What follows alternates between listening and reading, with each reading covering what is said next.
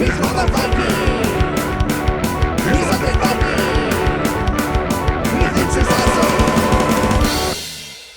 Hey everybody, it's me, Undead Viking. I'm here with another video review for you. The game that I am reviewing today comes right from Greece, actually. It's called Spells of Doom.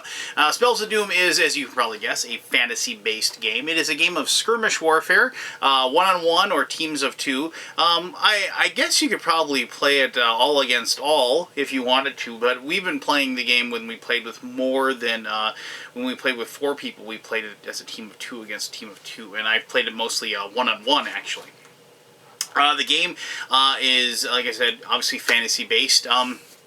You have your classic iconography as far as the different types of characters that you embody. You have a mage, basically, that you control.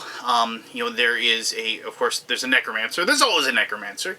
And then there is, like, a druid-type character. There is a fire-based pyromancer. And then there is the honorable good guy knight/mage type person. So fairly common stereotypes, if you will. But there is a little backstory and things like that. Now, this is a prototype that I have here, and I have been privy to a little bit of the fantastic world that these people are associated with. But basically, this is a fight for, theoretically, dominance. Like the mage or the team of mages that wins will go on to rule whatever sector of reality they're in. And but you're not in it to, like, rule the world. You're just in it to beat the heck out of your opponent and have fun doing it at the same time. What you will do is, and this is you will summon monsters to fight for you, and you will cast spells. And now, a lot of games like that have been coming out. I mean, I can think of a few, like Mage Wars, or I can think of, it's just, names escaping me right now. But there's lots of games like that. But this game has a few different things. First of all, the game, like, I have a prototype, but obviously there's some 3D miniatures that they sent along with the game, and I can only imagine when the game is actually published, they're going to be that much cooler to look at. But the game pops. I played this at my local game store during game nights and things like that, and people have, seen it, and just these prototype components, been really excited about it. Basically, as you fight, and you'll see this in just a few minutes, but as you move about the battlefield, there are these like, basically mana towers, and you need to control those because those collect mana for you, so you can cast more spells, summon more units, things like that.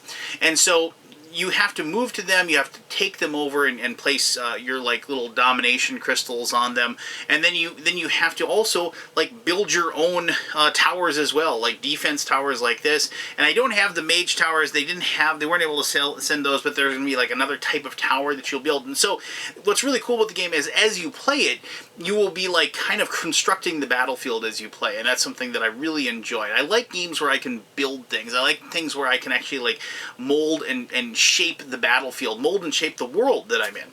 And that all helps with, like, in a game like this, which is, predominantly a dice-based combat game, immersion is key. I don't want this to be abstract. I want to feel like I'm playing that necromancer. I want to feel like I'm playing that pyromancer. And so as the game progresses, those are the things that some of the things that I really enjoyed about the game. But I've talked a lot now about, I've given away probably a ton. So let me tell you exactly what I think about the game in my conclusion, to expand upon what I just said.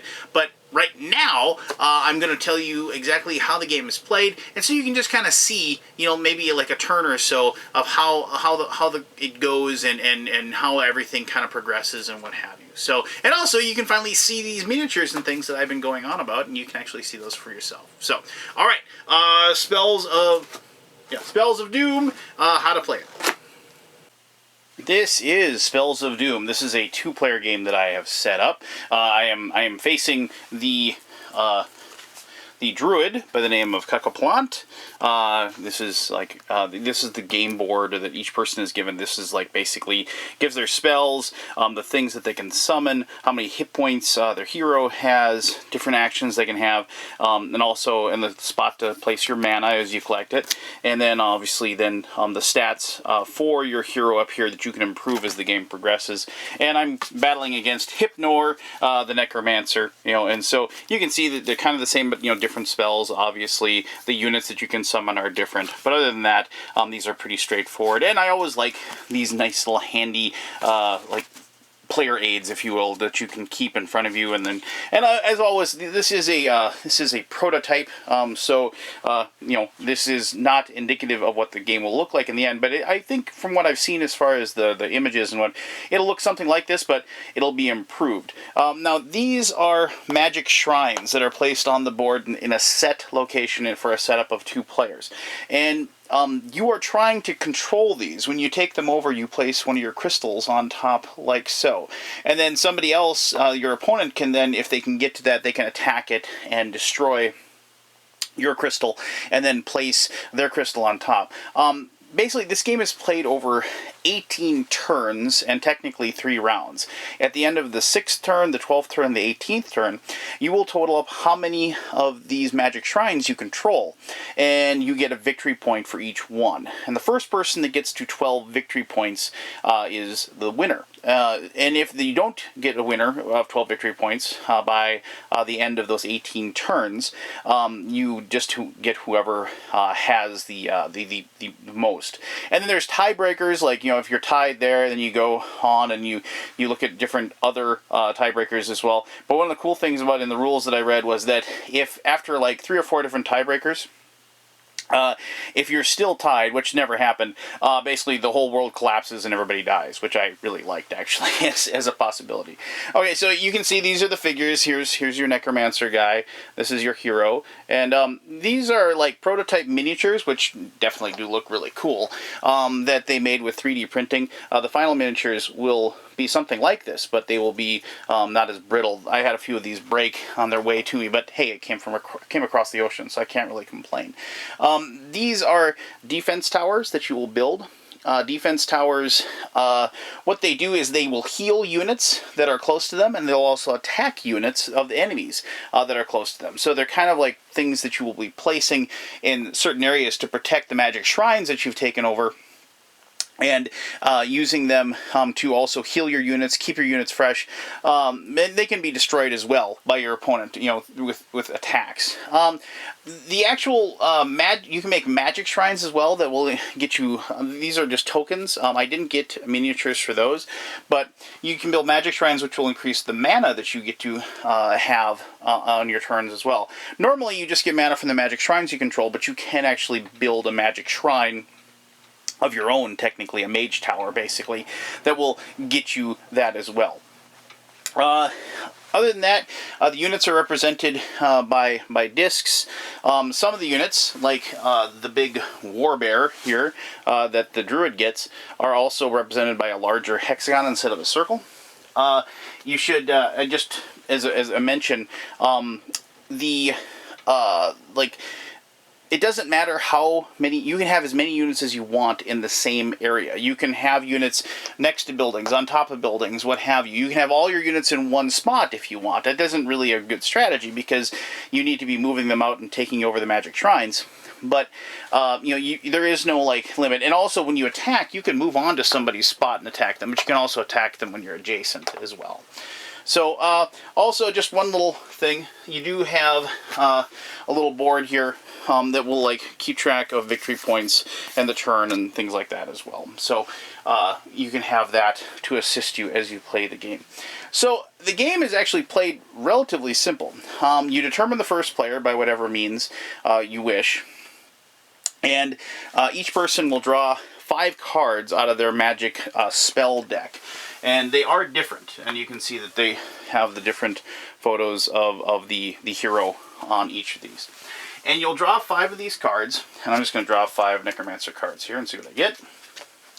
And you'll draw these 5 cards, and then you'll look and see what you have, and then you can determine what you want. So, there's the cards that allow you to summon. So it's like you summon a creature, and then you pay the mana cost for the creature. And if they're a skill, you can use them by playing the card. If they're a spell, you actually have to place the card in front of you. That's actually not a spell, I apologize. But if you have a spell, you place it in front of you, and then it's ready and active to be able to be used. And then when you actually use it, you then pay the mana cost at that time. Now, basically what that means is that you can set up several spells. Like here's here's a spell. A decoy spell, basically a subterfuge, allows you to prevent one of your units being attacked and so on. So you can see it says spell there. So you'll place that in front of you, like over here. And then when your opponent takes action, since it's a counter spell, you could then say, okay, I'm going to cast this spell if you have the mana available to you. So before the turn goes, you start with mana, but if this was longer into the game, say like, Necromancer controlled these 3, and he also had like a mage tower out, if you will. At the beginning of your turn, what you would do is you would determine how much mana that you get, depending on your magic towers that you have, and also the different magic shrines that you have. In this case, we have 4 of those, and so you gain that much mana, 4 mana, plus 1. The plus 1 is so even if you got totally wiped out, you don't control anything, you're still getting at least 1 mana that you'll be able to use on your turn. And so then if you have a defense tower set up, say like we set up this defense tower here, and we had units near the defense tower, so like say we had these 2 units here, we'd heal those units at that point. So like they would heal 2 hit points of damage if they had any damage. Now if the opponent, like say, had a warbear right here next to that defense tower, I don't know why he'd leave it there, but if he did, the defense tower would then make an attack on that warbear. And attacks are basically very simple. You take the number of attack value of the creature or the defense tower or the hero that's attacking, and you roll the dice, and if you can meet or exceed their armor rating, you'll do a point of damage. So like you roll and you see, like I think all 3 of those would attack on that warbear, would succeed, and then you'd put damage tokens under the warbear, and like so, like this, and you would say, okay, I did 3 points of damage to that warbear. And so that's how you track that. Now, you're going to lose units really easy. I mean, they're kind of cannon fodder, if you will. You don't want to lose your hero, though. If your hero ever gets destroyed, your opponent gets 4 victory points immediately, which is a ton of victory points. So you want to protect your hero as much as possible. So, now, it's really interesting. The 2 heroes that I picked actually are very different. The Druid is more of a summoner. Their spells are all about keeping their summoning units and using those over, and using those to attack and take over things and like attack the other units and what have you. But the Necromancer can summon units, but his abilities are more focused upon doing direct damage. Like he has mind affecting spells and things like that he can use. And so you have to plan accordingly, which is something I like. I like games that like make sure that they're balanced, but the different abilities and different creatures have different powers and whatever. So I do like that about this game a lot. So, but after you do your upkeep, you go on to your hero phase, and then you basically, for every unit that you have on the board, you can move it. You can attack with it. If your hero can move and attack, or he can cast a spell instead of attacking. And so then that's when you start playing the cards that you have and figuring out how you're going to use them on this particular turn. Now, some of the cards are really simple, like they just like they'll heal a unit, or you can discard a card for a mana or things like that. But mostly what you're going to be doing is you're going to be moving to these locations, these magic shrines, and if they're not taken over, you're taking them over, or you're going to be attacking magic shrines to take them back, and trying to set up your units to the best ability. You can also upgrade by spending 5 mana, and then you can upgrade your hero. You just use one of your crystals, obviously, as let me grab the right one here. So like you use your crystals, and like say you want to upgrade your attack from 3 to 4, you just move a crystal and you mark that like so, and you keep that on there. You can only do that once though. If you had like a ton of mana available to you, you can't just like, I'm going to upgrade like 3 times. You can't do that. You can also, once per turn, you can build. You can spend 5 mana to build a mage tower or a defense tower, and then these are finite. You don't have a maximum. If they get destroyed, obviously you can then rebuild it in another location or the same location if you want. But you can do that. As long as it doesn't contain another building. You can't build more than 1 building in the same spot, and that costs 5 mana to build something. You can capture a magic shrine, You have to spend 5 mana to do that. You can't just automatically put it on there. But it's kind of like an investment because you're putting it on there, but over the course of the game, you're theoretically going to get that mana back. And plus, that's how you score your points. So you're going to do that. If there is another crystal, like I said, you have to attack it and destroy it, and then you can go ahead and do it. They have... you have to do a total of 7 damage to destroy somebody else's crystal, and then place your own on top of it at that point. And like you can play your cards, as I said, and this is like your entire turn. So like, I mean, you can do all of these things. There's no like there's limitations as far as like moving and attacking, but for the most part, like you can do these things as long as you have the resources available to take care of this. And you can do them in any order you want. You can also always just discard 2 cards from your hand, not in front of you. Like if you have cards in front of you, you can't discard that. You can discard 2 cards, and then you can get a mana for doing that. So basically, you're going to do that over and over again. You're going to do all those different actions. You're going to be moving. You're going to be summoning different heroes, you know, and putting them in locations. Remember, you have to summon them next to your hero. You can't just summon them anywhere.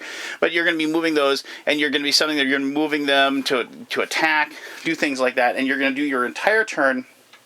And when you're done, then you turn it over to the other player, who then goes through the exact same process. So, like, if the druid had, you know, control of these towers, and he had 2 mage towers out, like, he'd say, okay, I get my 5 mana this turn, and now I'm going to draw my 5 cards, and so forth. Oh, I forgot to mention that if you have any cards left in your hand after you've done your turn, not cards in front of you, but cards in your hand, you discard those, and then you have to get 5 new cards. You can't hold on to cards unless they're a spell that you placed in front of you. There are a couple of things that you can get, like the Pyromancer can set things on fire, and so like you'll have a burn damage, and the Necromancer can actually do a mind affecting attack that causes brain damage, which will do damage like during the upkeep phase as well. So you have to take that into effect. And of course, you know, for those things, you just place, you know, a marker on them to show that they're on fire, or that they are, you know, they've suffered that damage as well. So, you know, other than that, I mean, that's pretty much the entire game. It's like a lot of games that have, I mean, I don't want to say a lot of games like it is like other games, but a lot of games that that have this sort of tactical strategy theme. They have all these different abilities available to you. It's just, on your turn, you're going to be like trying to make sure that you are, you know, doing like the right things at the right times to attack and you know, to defend. And also, like when you know, the ebb and the flow of the combat, you have to keep careful watch over that. You got to keep careful watch over the different spells that somebody might have in front of them, as far as, you know, what options you have available. They have counter spells they're going to use against you, and things like that. And like I said before, I mean, it's just like all the different heroes have their own distinct fighting style, and it's really fun to pit them against each other and figure out ways, you know, to defeat them. The Necromancer versus like the Pyromancer, you know, it's just all out damage back and forth. But you know, with the Druid here, I mean, you're more, you know, kind of like grabbing onto you know, different locations and like kind of holding on to them. At least that's what I've been doing with the Druid. I've had a lot of success with that. You know, being able to building a good defense and weathering the storm, if you will, from somebody that might be more of a direct attacker like the Necromancer. But you can't rest on your laurels. This isn't a game where you can like tank and you know, just take your 3 and then sit back. Obviously, there's a limited number of victory points out there. There's a, you know, and you only get to score them those 3 turns. I mean, obviously, like I said, if you kill somebody's hero, you get 4 victory points, and then, you know, they go back to their starting spot. You know, they aren't destroyed; they do come back. But I mean, that's a lot of victory points to give up. So you got to make sure you protect your hero throughout the entire game. So, there you go. I mean, that's kind of just like a real brief overview of the rules. You know, I invite you to go ahead and check out the Kickstarter page, because they actually have the rules there. You can read them in their entirety, and also you can check out some more of the different spell cards and different abilities that each one of these heroes have. Just give me a second here. Actually, let me just show you quickly. Like both the Pyromancer and like kind of like the Honorable Paladin hero. So here's Maggie, and Maggie's like the fire. You know, so they have Soldier, they have Fire Elementals. She summons dragons, which are cool. You know, Fireball. You know, different things like that. So you can see that she's more about the direct combat as well. And notice I mentioned like the crystal activation, things like this. It's like those are those things that everybody gets to do as well. And here is Byron. He's more of like he's more of an earth. He's got soldiers and knights, pretty basic summoning things, but he's also, he's got these rock throws and stone skin, carries a big hammer around with him, and so, he's more of also kind of a direct confrontational, but he's got a lot more defense going on as well. So there you go. That is Spells of Doom. So let me tell you exactly what I think about the game and my conclusion right now.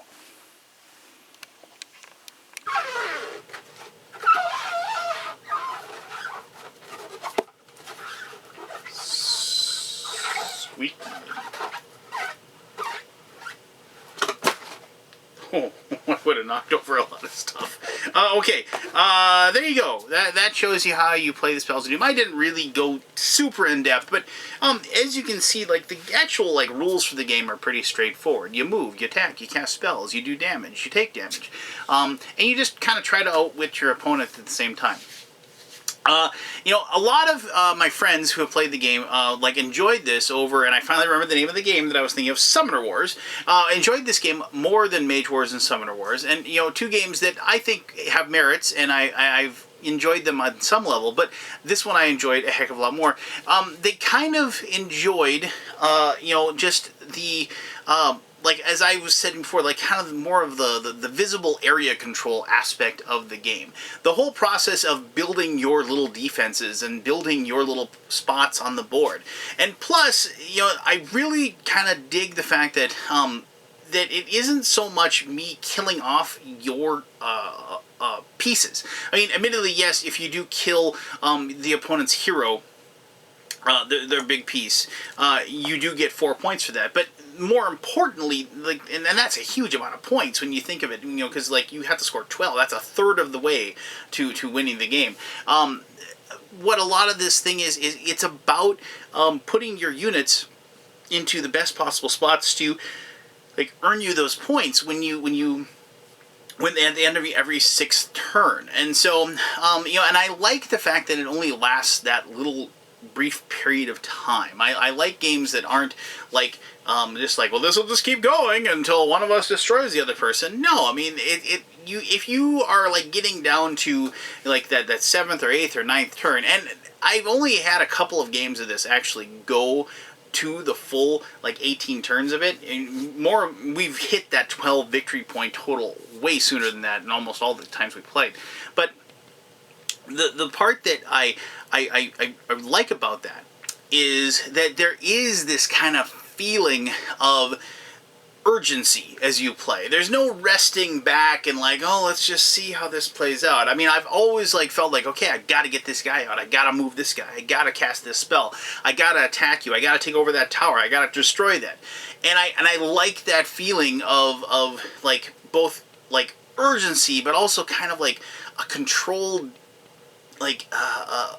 expansion, if you will. And I realize that kind of doesn't make a lot of sense unless you've played the game, but there's been many times where it's I felt I absolutely positively have to get over there and I have to take you out in that one section of the board because I think you're getting too powerful, but I can't spread myself too thin. I need a good card draw. Now, going to card draws, and I know some people are going to have a problem with the fact that, you have this big deck of cards, and you're drawing 5, 1, 2, 3, 4, 5, and you're kind of hoping that you get the cards that you need. And I kind of like that. I like the fact that, well, one, I mean, I think when you play the game, the first time, when you play the game, you need to look at the cards. You need to look at the different abilities that your guy has, and recognize, okay, these are the spells that can work in this situation, and so on and so forth. Now, what I like about it is that I'm not guaranteed to have exactly what I need in the situation. I like the fact that I have to draw my 5 cards, and then I have to make the best of what I've got. And I've got to figure out puzzle out how I'm going to do on my turn what I want to do with these cards in my hand. Sometimes it won't work out exactly perfectly. I won't be able to do the perfect turn. Rarely will I get to do the perfect turn, in my opinion. But I like the fact that the cards kind of drive me to use different strategies, use different tactics. And the game then, because of that card draw, is different each time that I play. Another thing that I just love about the game, and plus the fact that, okay, yeah, this is a thematic game and it's a fantasy game, and I'm a sucker for fantasy themes, and I'm a sucker for this type of story, if you will. When we've played this game, it's just inherent with me and my gaming group. We start acting out the actions. We start, like saying, and like, when things are on fire, it's like, the war bear's on fire, things like that, and we're actually like for lack of a better term, we're kind of like living out the battle in our heads and in our actions. And that all adds to that immersion factor, that interaction factor that I have with the person I'm playing. And ultimately, that's the reason why we play games, right? I mean, yeah, okay, we like to win, or we like the actual playing of the game and seeing how it folds out. But I'm playing the game to have my friends over and have a good time with them. And when we get done, we have just a frenetic paced game of where we're both like writing this epic battle story, where we're writing it down, but I mean in our heads it's being played out. That's a memorable time, and this game has provided me with those memorable moments and memorable times and memorable stories that we revisit the next time we play the game. And ultimately, that's what I want out of a game. I want to have a game that is fast-paced, easy to learn. I mean, this type of game, I should say. When I'm playing a skirmish like fantasy game, I want a game that's I can teach the guy across the table to me. I can teach it in like 10 minutes. I want to be able to like do my turn quickly and not be bogged down in a bunch of like hyper intensive rules. And ultimately, I just want the game to be fun. And it's all three of those things. And if you dig this type of game, you dig that one-on-one spell battle game or skirmish game, and you like fantasy themes, I think this is a game you definitely need to check out. Now, that isn't to say that the team game is bad. The team game is actually really fun. It's more because of the fact that you get to play off your teammate, and you get to kind of work with them and like work on like exploiting somebody's weaknesses and trying to like, okay, you're in charge of this spot over here, you got to make sure you defend that, and like, okay, this pincher move here and things like that. So, but I will say, I if I had to pick one of the two, I'm gonna play the one-on-one version of the game, and which is strange for me because I'm not a two-player game type of guy, but this is definitely a game that I went out of my way to try to find just one person to play this game against. So there you go. That is Spells of Doom. If you have any questions about the game in any way, shape, or form, I'll be happy to help you and answer those to the best of my ability. And I'm sure the two fine guys that designed the game would be more than willing to pipe in and tell you their opinion and thoughts as well if you have any questions you may have. That was a horrible sentence. Thank you very much for taking the time to watch this video. I am the Undead Viking. This is my gaming dojo, and I wish you to have yourself one heck of an awesome day. Alright, bye-bye now.